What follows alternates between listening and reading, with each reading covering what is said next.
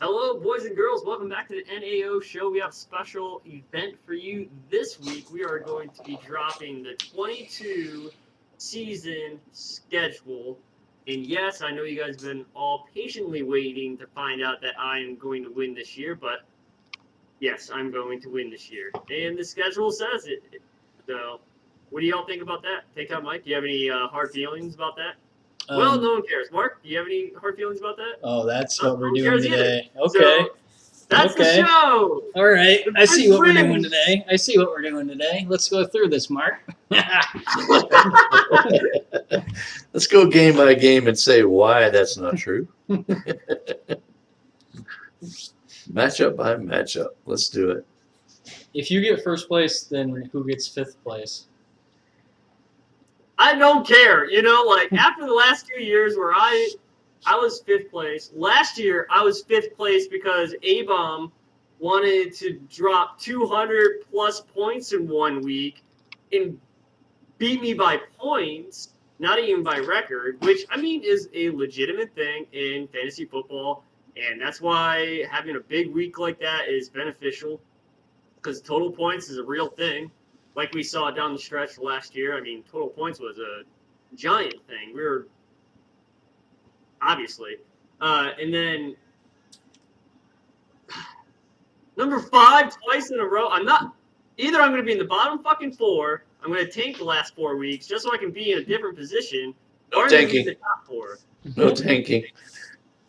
I said it. I said it. I'm just glad to know that you're not bitter. Oh, I'm not bitter at all. Totally happy that I've been fifth 2 years in a row. Well, let's start talking about the schedule a little bit. So the guys, I'm getting feedback from one of you guys. I don't know if it's me or one of you guys up loud or not. Sorry about that, guys, who's listening, but I'm hearing an echo like I'm Lou Gehrig. Today. I consider myself so. All right.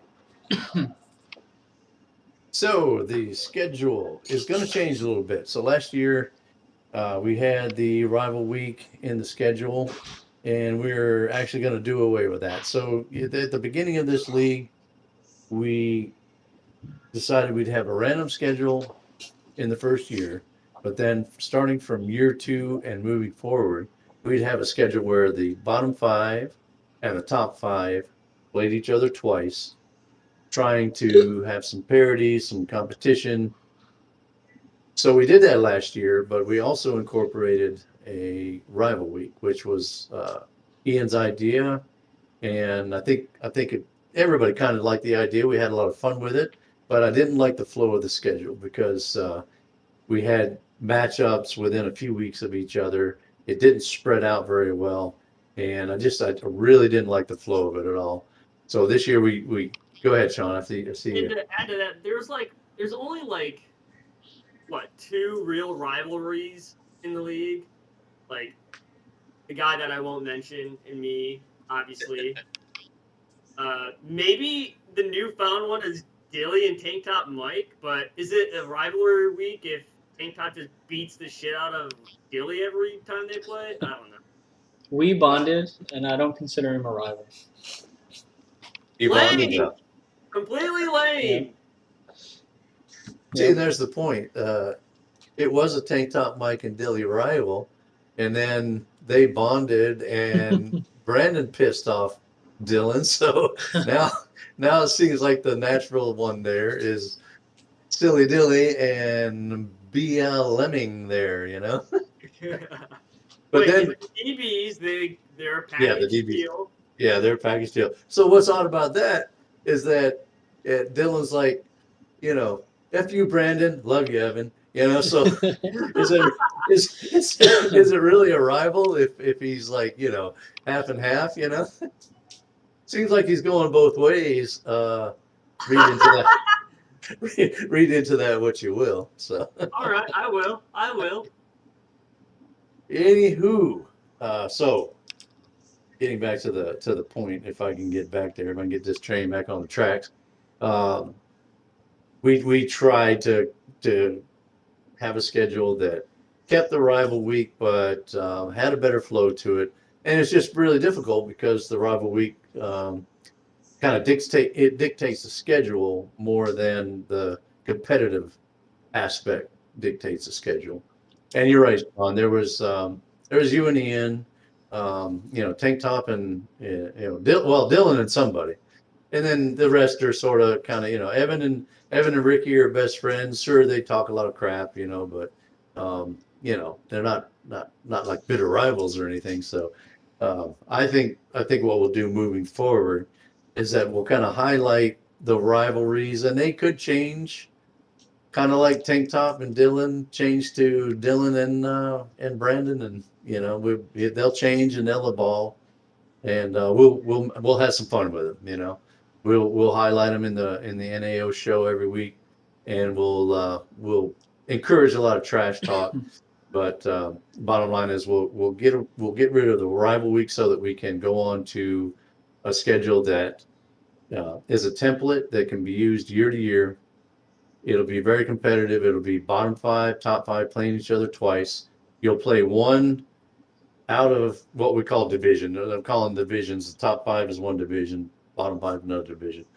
You'll play one out of division foe twice, but even those are set up so that the top of the top division plays the top of the bottom division. So, for example, I play Ian twice. He finished first. I finished sixth. We'll play each other twice, and so on. You'll be playing. So it's not like Steele gets to go up against FNG 2 times. He's got to go against the top finisher in the bottom five. So that's all set up to have some competitiveness and a tougher schedule for the top five, and a little easier for the bottom five, so that maybe one or two can sneak up in the playoffs. Well, I mean, I think it's a good good equation to kind of cultivate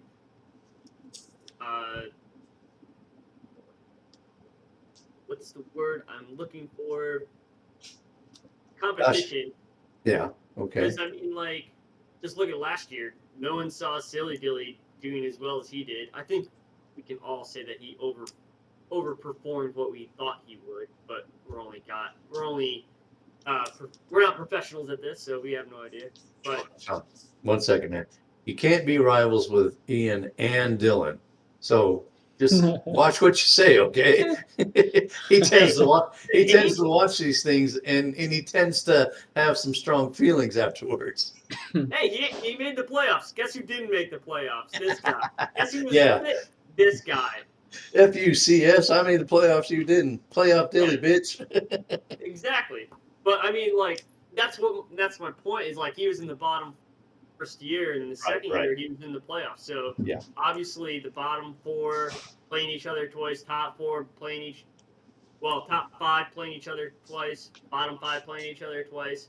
It's a good equation to create a very stout league where people are trying to win every week and trying to be competitive the whole year round. I think by week 9, Silly Dilly's either going to know he's going to be in the playoffs by then, or be really close and keep his team, or he's probably going to light it on fire by then. But I think that's pretty much the game plan for a Win Now team as his is. I admit I'll miss the rivalry week. I think that was pretty cool, but I think the change actually makes more sense in terms like a long-term schedule. So I'm for it. It kind of mirrors the NFL schedule a little bit more too, which I think is pretty cool.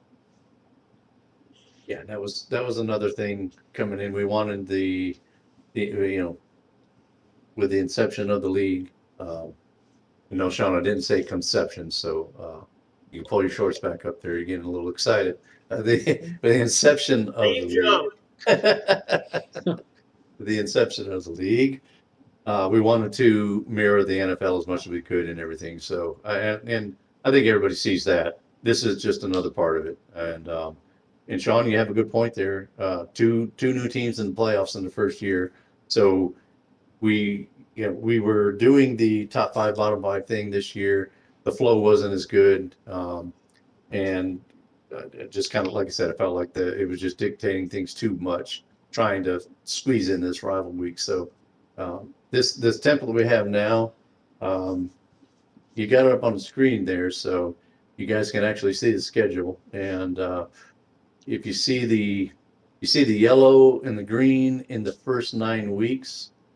So the yellow is in division. Did I get that right? In division? Did I get the color coding right? I'm not looking at it right. So yeah, yellow is in division, green is out of division. And you can see those weeks alternate. So the thought there is that hopefully, if you're rotating in and out of division, maybe we'll see enough guys doing well by week 10 that there won't be any fire sales going on. Nobody's tanking or burning it. There's no tanking. Of course, there's no tanking, but no one's burning it down. Everybody's still hopefully competitive enough by that time that we're all still in it and still playing hard. The trade deadline is week 11. We don't go into the all kind of in division until week 10. So if you look at the orange starting in week 10, that's when most games are in division. So the top 5 are playing each other down the stretch. The bottom 5 are playing each other down the stretch. There's one exception each week, which is highlighted in blue there. One out of division game. So down the stretch, you're playing mostly in division, and that's when everybody's making that run to the playoffs.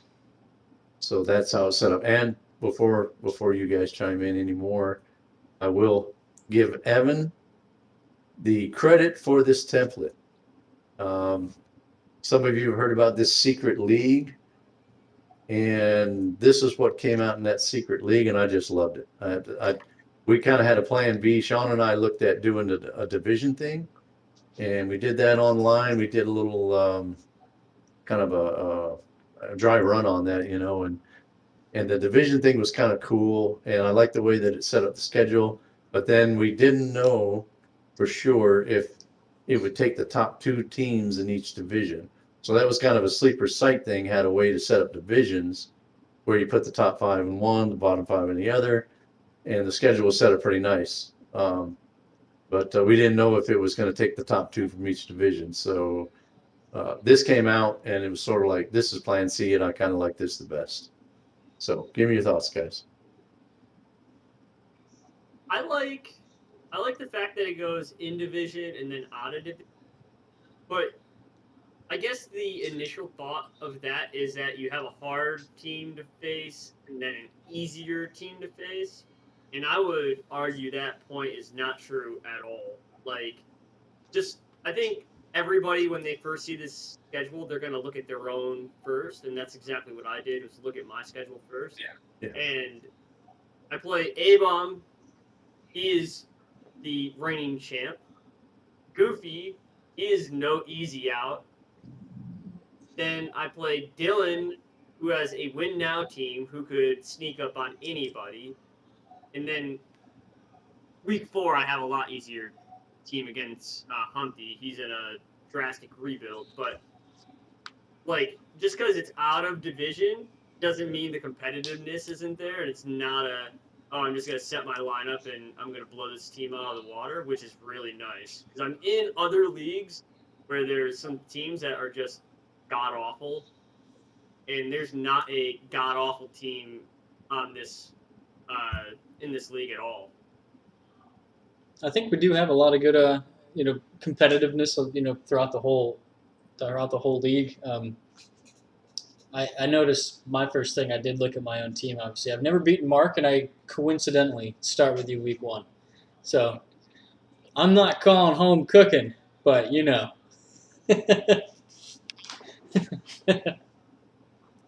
Let me start this. Get him, Tank Top. Yeah.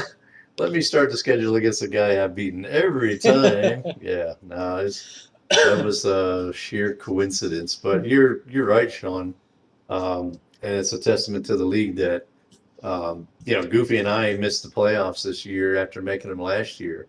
So we're in the bottom 5, but yeah, I think people look at those teams and say, oh, well, okay, they were playoff teams just a year ago, so not doesn't make it easy. And you look at FNG's draft, and you're like, well, hey, what if those rookies start hitting right away, which they probably could, and all of a sudden FNG's not an easy out. So yeah, that's what I like about the league is that I think there's strong teams from top to bottom. There's no perennial losers, two or three teams that are perennial losers. Well, I mean, I think FNG is a great example of that because last year he won what 3 games, I believe, 11, yes, sir. 3-11, Yeah. and his starting lineup right now, if his 2 rookies hit and the people that are on his lineup do what they just did last year, he's going to be a good team. I mean, Yeah. the only person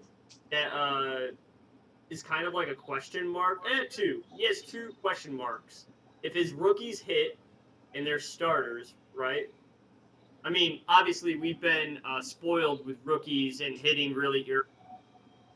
But the only 2 question marks I have in his starting lineup, that's how it's set up right now, is Miles Sanders and Logan Thomas. Those 2 are the only ones that I'm like kind of questioning. Lamar Jackson, if he's healthy and not trying to do everything, Lamar Jackson's going to be a top 5 quarterback. You don't have to worry about it. At Walker, he could be the lead back in Seattle. Chris Godwin, I think we all know how I feel about Chris Godwin, but he is coming back from the injury, so we'll see how that works out. And then he's got Amari Cooper. If Renfro I think Renfro could be a sneaky good pick this year too, because he's not going to get double teamed, and he's probably going to be the 3rd look with a quarterback that is very comfortable throwing him the ball, which is very interesting. And then I think Juju's going to do really well.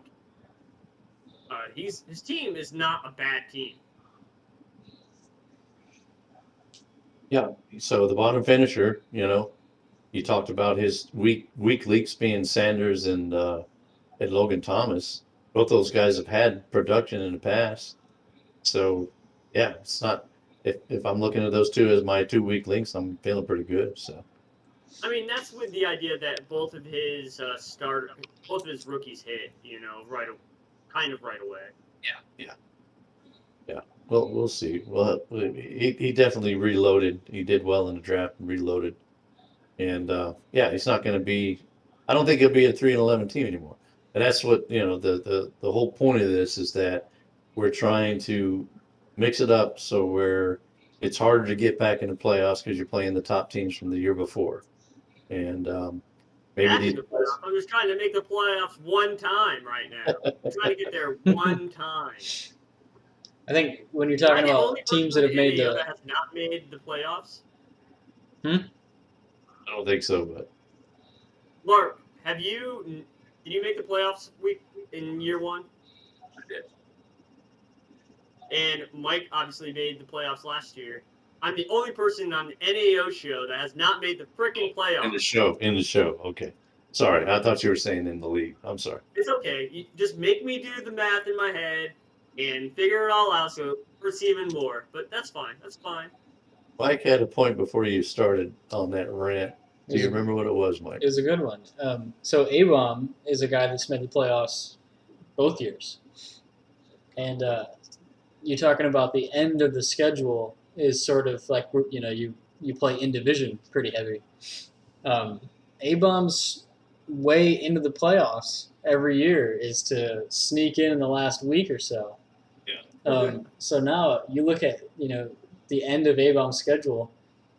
He gets me in week 12, and then he gets Silly Dilly in week 13, and then he gets Ian in week 14. So it's going to be a tough 3-week schedule to try to sneak in again. So he may have to re-strategize going into those last few weeks. Yeah, well, that is the point of this exercise. So a team that made it to 500 made the playoffs. You know what I mean? 7-7 made the playoffs with points. I want to say because I was 7-7 and did not make. I was saying all season that a 500 team was going to make the playoffs, That was basically because that was about the best I could finish, and I thought it was going to be me. But points wise, I should have been there, man. But I was a tough luck kid last year. But this year, who's your daddy? Who's your daddy? Man, hey, just not everybody knows this, but I won a championship as the Who's Your Daddies. So I'm trying to bring a little bit of good juju, not Smith Shooter, but a little bit of good juju to the team. So that's why I'm Who's Are Your you Daddies this year. honestly talking about another league in our league? Like, I don't care what league it is not as competitive as the NAO league. This is the Mac Daddy, as it were. I think we just all have to do what Tank Top Mike did, was be first for 12 of the 14 months and make the playoffs. It worked well. Through the season. I think I'll just do that again. Is that what your plan is? Yep. Are there any weeks that you think you're going to lose? Absolutely not. I didn't even look at the schedule. Made the perfect schedule for him. There was some home cooking, but it wasn't our home. Yeah. We made the schedule for Mike. No, I think you really. This is kind of an interesting question because you look at bye weeks. Obviously, I'm very humble. Ian knows this. I'm very humble. I feel like I can go against anybody's team, full strength. But you start looking at your bye weeks and stuff, and I already know my tough bye weeks. I know 7 and I know 8 are rough for me. So, but I'm glad you brought that up. I have everyone's bye week and how many people are missing in each bye week. The trick to that is to have incredible depth, which I have, and to have an incredible rookie draft, which I did that too. So I'm not worried about either of them. So you humble, got extremely humble Tank Top Mike. So you got the week in print 7, and you're saying you got bye weeks, but you're going to go ahead and cruise on through that one. In week 7, I have. 7 is my worst bye week too. So in week 7, I have Cooper Kupp and Stephon Diggs out, which very, very good wide receivers. That's the 1-2 punch, man. Yeah, that's a challenge. Yeah, but he's got it on a good week. I have the one guy from Indy. What's his name, Sean? Oh, second round pick. Michelle. No, what is fucking it? What is it? I paid Tank Top Mike. I paid a second round pick for him. You'd think I'd remember his name. Anyway, I'll just put him up there. Whatever. Oh man. Wow. All right, here we go. This is what we're gonna do. Got it. Oh, and DJ Moore. You brought him up earlier. And then in week 8, you've got the underdogs. Yeah, that I have Cooper. No, Patrick Mahomes and Eckler in week 8. Ooh, wow. Yeah, those are 4 big names in 2 weeks to have out. Remember last year's bye weeks were pretty rough though, so I really overall I actually can't complain too much about bye weeks. I got fairly lucky this year, so I'll take that. My bye weeks last year hit on games that I needed to win, which was awful. Which seems like it happens to everybody in every league, but it was like I needed to win this, but I'm down 3 guys. Let's see what happens. Mm-hmm. This year, week 7 against Tank Top Mike is going to be absolutely rough. I have Cam Akers, Justin Jefferson, Goddard, and Devontae Smith all on bye week 7. So, and I don't have the luxury of having an extremely deep team like Tank Top Mike or an extremely good rookie draft like Tank Top Mike. You should have thought about that before the season started. I should have thought about that. Exactly. I should have thought about that. This guy. Just throwing knowledge out at everybody that is willing to take it. So, I'm sorry. Sound like you're getting ready to say something, Sean. I am, but I don't want to say it. I'm trying to figure out like how many games I probably will lose. I'll probably. I'm not gonna say that, but probably Well, one there. I did do another graphic of each person's schedule so that everybody can look down through and see who they have and when. Color coded in a weird way. I'll probably share this with everybody. We'll give everybody a couple of days to check out the podcast, but then I'll share these two graphics as I get the schedule in. Probably by this weekend, I'll get it actually officially on the site. So, but yeah, everybody can take a look at their own schedule. So I kind of color coded it so that the guy you play twice every time has the same color, and then the greens are the ones that are out of division that you play. And what I like about it is it's spread out. Last year we had too many matchups, I think, that were too close together, and I like to spread it out because injuries and different things happen where somebody might kick your butt in the early schedule, but then later on in the schedule things have changed and you get that one back on them. So that's why I like that to spread it out like that. So but we'll share that graphic, but. Are there any?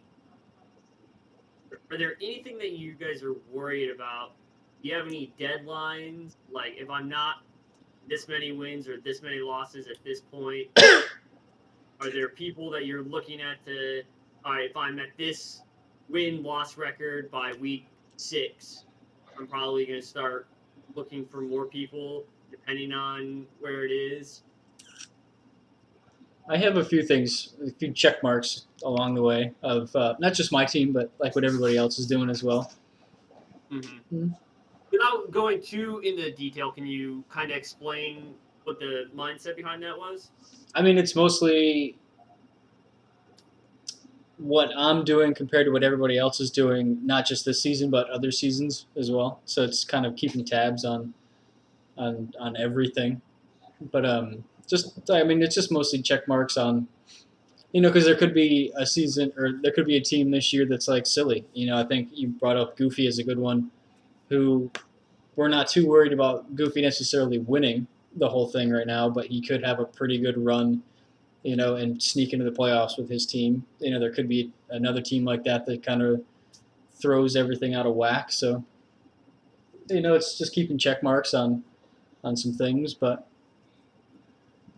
Yeah, I mean, 7-7 made the 4th spot in last year's playoffs, but there was also 3 teams that were 6-8, which is if one or two things go the other way. I mean, 2 different teams could be in the bottom 4. Like it's that is the competitiveness that everyone in this league pays to be in, and why we do everything we do at the level we do, because we all want to be. There's a lot We of all want do. A lot of do there. do the do. A lot of do. You do you. I just think it's when you start something like this, like a dynasty league, you want it to be competitive, you want it to be fun, and I think everyone on more than one occasion has said that this is probably one of their favorite, if not favorite, leagues. In the time that the guy that I won't mention and the commissioners put into doing the schedule, it it shows. I mean, the proof is in the pudding. I mean, I helped a very little bit with the schedule this year, but not enough to. I didn't have this like what Evan did in the secret league and what we're adopting in the NAO. The fact that we're adopting it in the NAO speaks tons about it, because we just don't do anything for shits and giggles. You know what I mean? The competitiveness is always first and foremost, and then second is the fun, and the fun comes from the competitiveness of the league. Yeah, Ian deserves a lot of credit for all the work he put in, and certainly appreciate all of that. And Sean, you and I looked at it. You remember I did cutouts of the of the individual weeks, and we tried to rearrange and you know, let's make sure there's plenty of space between pairings, and man, it was rough. It was rough, and Ian tried harder and harder to get that to come together. Um, in the end, what the template that Evan has, and it may not be perfect, but I think it's going in the right direction, and Yeah, it's definitely, pretty darn good template, to be honest with you. This is something easy that we could use year in and year out, yeah, and you yeah, can pretty much guess what your schedule is going to be even before the schedule comes out. You know, well, yeah, you know yeah, who you're going to play twice. It's just who are you going to play twice on the bottom or top? You know. right, right. Well, it's kind of all done by, so to speak, seeding, so that I can put numbers. The template's going to have numbers in it, and then the final season rankings will correspond to those numbers, and you just plug it in.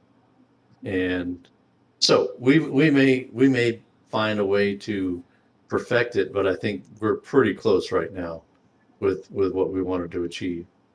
And so definitely, Evan gets a nod. Ian gets a big nod for what he did and all the work he tried to put in, trying to save rivalry week. And what we decided on was we'll highlight any rival that comes up, and we'll encourage trash talk, and we'll talk about it on the NAO show. And so instead of a singular week, it'll be a season long thing, and I think it'll be. There's only one rivalry that everybody in the NAO really cares about, and that happens week 5 and week 12, where both teams have the full complement of their lineups.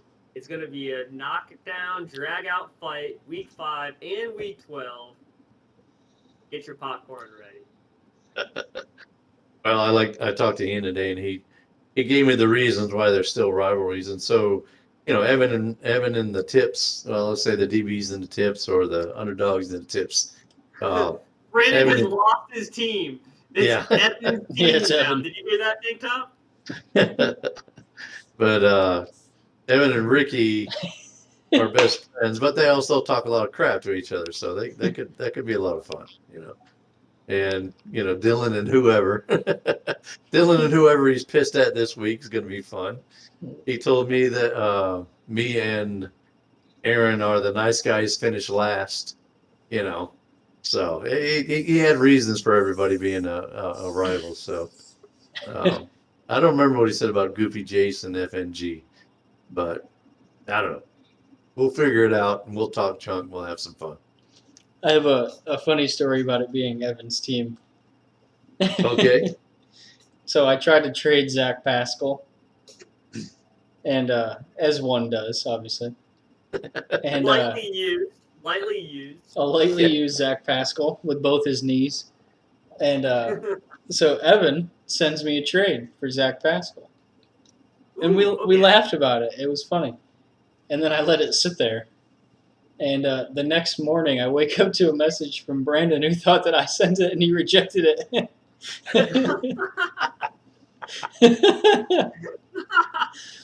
He said if only we had room for Pascal, and rejected his own trade. So yeah, it's Evan's team.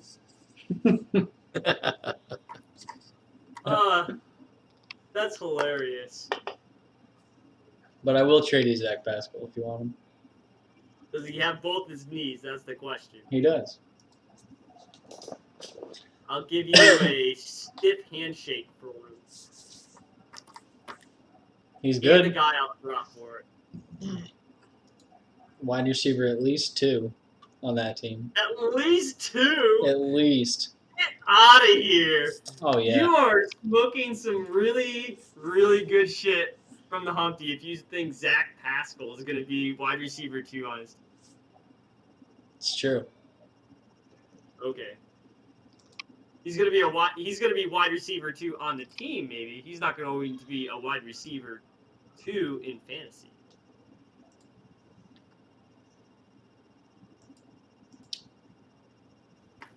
Take up. Remind me what our bet is. for Delmonico State? I actually don't remember. I'd have to go back and look. Because I was trying to think of that the other day, and I was thinking, man, it's gonna be really nice when I win Delmonico Stakes because I never make a bad bet. You know what I mean? I've never lost a bet in my life. So I was just like, man, I could really go for some Delmonico Stakes, and I forgot what our bet was. Yeah, I'd have to look it up. I'm sure Ian knows it right off the top of his head, and he's listening to this right now, going, "Is this and this, you idiots? You should have known this. It's your bet." Neither one of you honestly know what your bet is? No, I remember making it, but I don't remember who the two guys were. I think it was like, it was just a guy he had, a guy I had, and it was most points. Like whoever wins in our league, the winner gets Delmonico Stakes. But I can't remember which two guys it was. Sure don't want to hear any more shit about Ricky and his gummies. You guys are gummyless and can't remember a freaking bet. I think you're gummyless. Am I wrong? Give me a reason to feel sorry for you.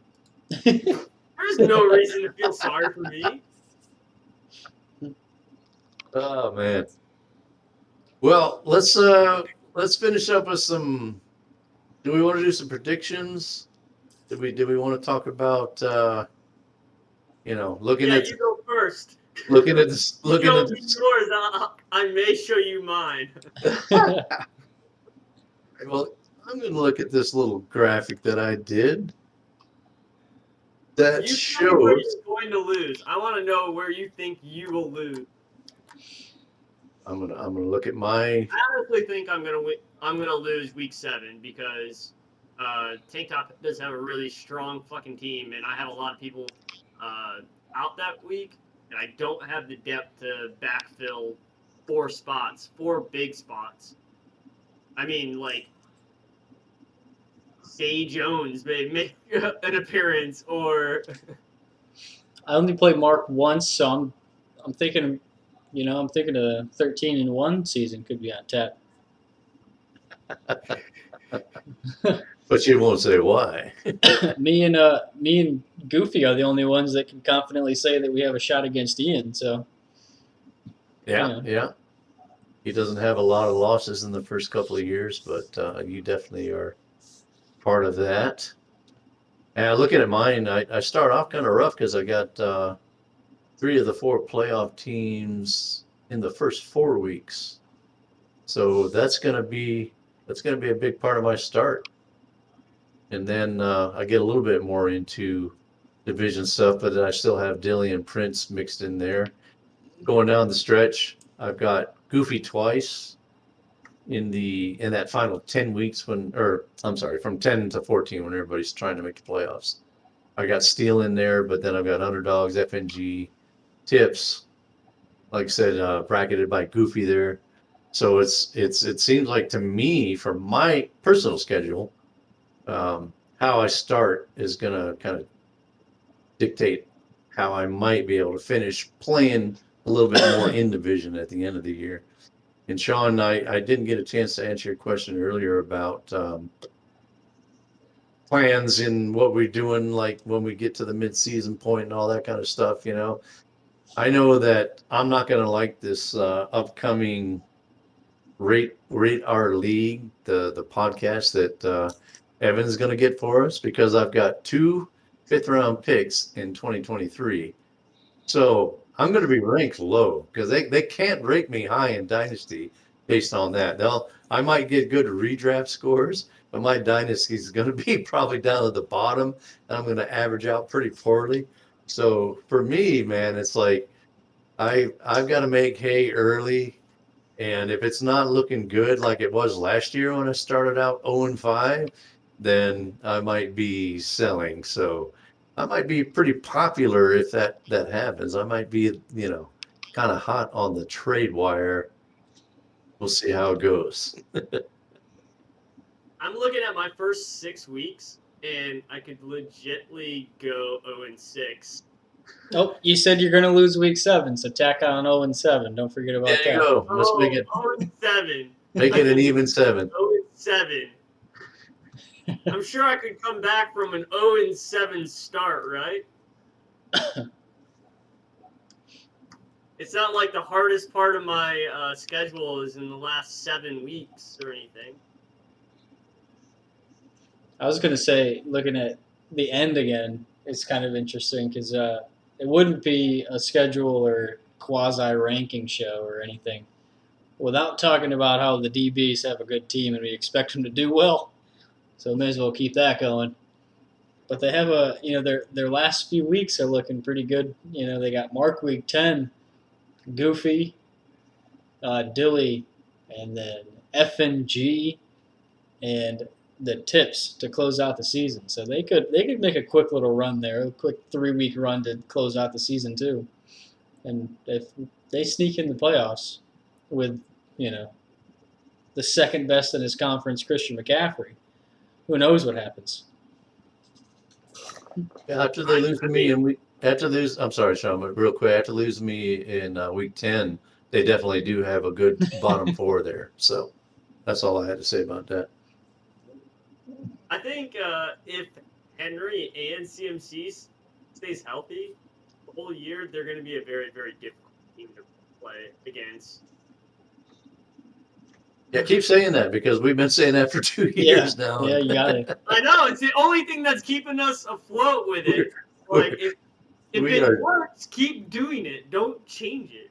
It is kind of funny because jinxing every year it's the same thing, and like now that we have the top and bottom ranking, if their team goes off, like they're gonna stay they're gonna be tough to knock out of the playoffs.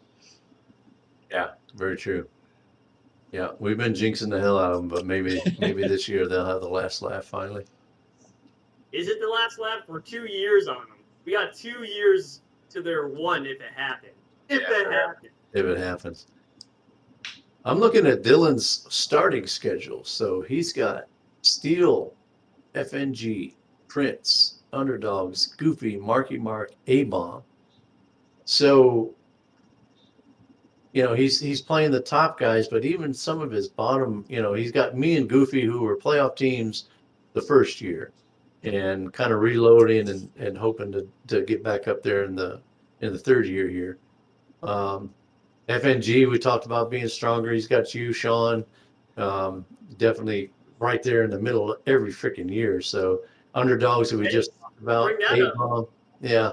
Now I don't mean not to slide on you, but I look at his starting schedule and man, he's got a tough road over there too.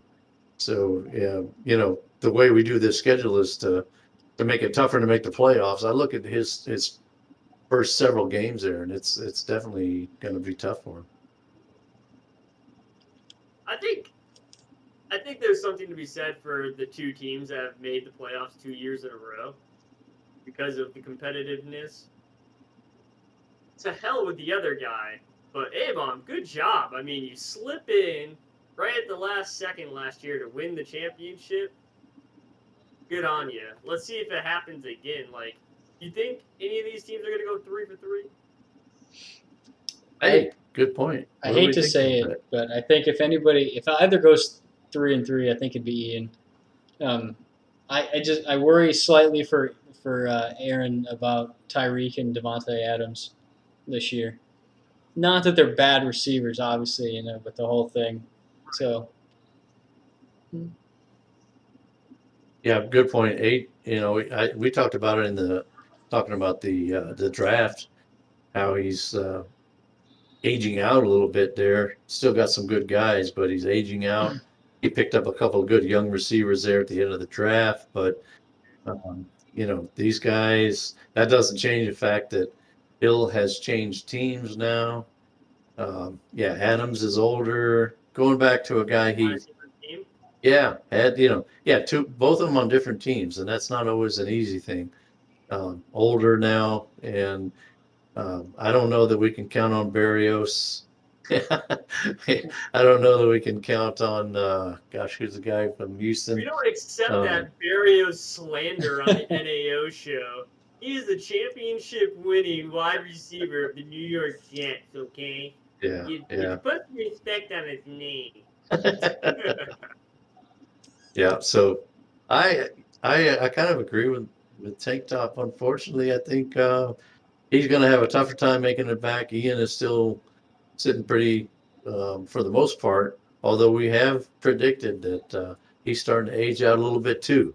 We'll have to see. Yeah, it's okay, but Silly Dilly is still in this league, and he has players on his roster that he could give that guy. So Mhm. you Ah, never know. man, So why you have to go and put a bug in somebody's ear? It happens every year. It's a tradition now. So here's the other side of that question. What team that did not make the playoffs in any year makes it for the first time this year? Ooh, Right. So who are we talking about? I know, unfortunately, our buddy Sean is one of them. I yeah. think it, FNG's team, I guess, is one of them. the DBs. DBs. DBs. I think they're the easy DBs. answer, obviously. Yeah, I think DBs are probably the easiest pick, but other than them, hmm, I don't know. Me? I think I'd be the person after that. You have worked hard on it, man. You've got a good lineup. Got a lot of good receivers. You went from overpaying to have the most running backs to trading those running backs away to have the most receivers in your lineup. So definitely got a good shot, man. You built a nice lineup there. Things can come together for you for sure. And we've been calling it for the underdogs, and for whatever reason they haven't made it. Two of the best running backs in the league for the last 5 years. I mean, yeah, CMC hasn't played a whole season in the last 2 years, but when he plays, it's 25 points easy. So if he puts 10 games together, if you get 10 games out of CMC, you better make the playoffs. You know what I mean? I mean, they got Antonio Gibson as a backup for their starting two. If Henry plays all year, CMC gives him 10 games of 20 plus points. You would hope you'd be able to make the playoffs with that. Yeah. Yeah. Mike, what do you feel about your chances of getting back in? I mean, somewhat jokes aside, I actually, I didn't make a lot of moves in the off season. I sort of just kind of stayed where I am. Hey, you didn't have to make very many moves, man. I mean, that's like, actually trying not to make too many like humble jokes, but like I feel like my team is pretty solid and I didn't need to do too much. I sort of built like a this year, possibly next year window where I feel pretty comfortable with the same team, barring anything drastic anyway. Um, so yeah, I didn't do too much. I feel pretty good. Like I said, I actually do feel like full strength lineup. I can kind of go toe to toe with almost anybody. Um, I was actually looking at the in sleeper. You can look at like your league averages and stuff, and who has like the highest points of any week and stuff like that. I don't have any of them. I don't have any of the like our top 10 highest scoring weeks, but like my average has to be fairly consistent. So I don't score a lot of points any given week, but I score about the same every given week. So I actually kind of like it a little bit better. But Yeah, I feel pretty confident. I mean, there's obviously some tough matchups. My last little bit, my last few weeks are a little rough. Obviously, with the top four guys all going at it. We'll kind of, but looking at the rosters now, there's some tough ones. I feel pretty confident that I can stay in the playoff hunt, though. Um, which really, that's Uh, all. That's all I want to do. I mean, Aaron showed last year, make the playoffs. I'm not really thinking about championships or anything like that. Yeah. I'm thinking about make the playoffs and just fight your way there and see what shakes out after that.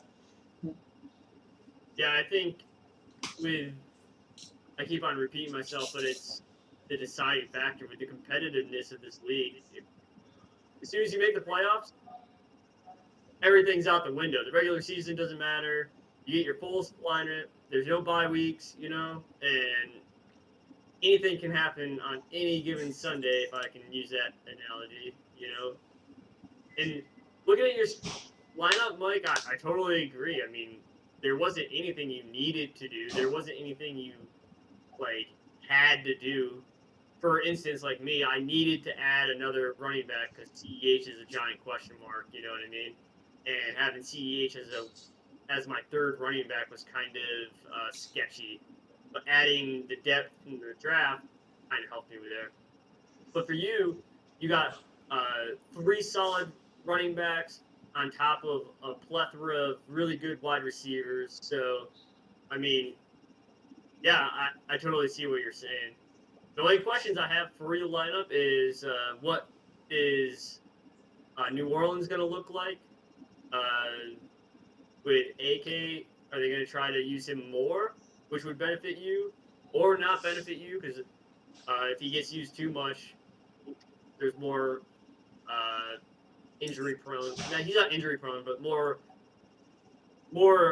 ability to be injured. But he's the only like real question mark. I think the end of last season sort of proved that Kamara, he can handle it physically, but I don't think that they want him to do that. I mean, he sort of had to at the end of last year, and he did fine. It was nerve-wracking watching every single game and watching him run between the tackles for no apparent reason. But I listened to a wonderful podcast earlier today. I'm actually a little bit excited about Abram Smith, their undrafted free agent they brought in. I won't spoil the podcast. The dude used to be a linebacker, and that's going to be his job. So it's going to take away Kamara from running between the tackles and doing any of that nonsense, and sort of open Kamara back up for what he's used for real. I wanted him in more leagues. I only got him in one. Abram Smith is he's going to be a name we're talking about, I think, pretty soon in the season. I'm not sure he's like a huge fantasy splash or anything. I think he's a guy that I'll be able to. I'm going to want on my bench behind Kamara for sure. But I think as a standalone guy, and me and Goofy, we have a battle with each other about our backup running back. So if I didn't get him, then Goofy was definitely going to at some point. Yeah, Sean, 5 teams separated by 1 game. You had 2 at 7-7, 3 of them at 6-8. So half the league, 1 game separating them. One of those teams makes the playoffs. That's every one of them counts. 2 at 11-3, 1 at 9-5, 1 at 7-7, getting into the playoffs. That's what I want to see again this year. Is that this schedule, drives that competitiveness, and every game, every matchup's going to be important. Every point's going to be important, and yeah, there'll be five teams all within a whisper of each other, and one of them makes the playoffs. So I think that was a good observation on your point. I mean, the league itself is good. It's really good, and anything can happen in a season. But I mean, getting a good schedule for a league wide is something that a league is built upon, I think. And we had a lot of really good options to pick from, which is nice. And then we picked what we think.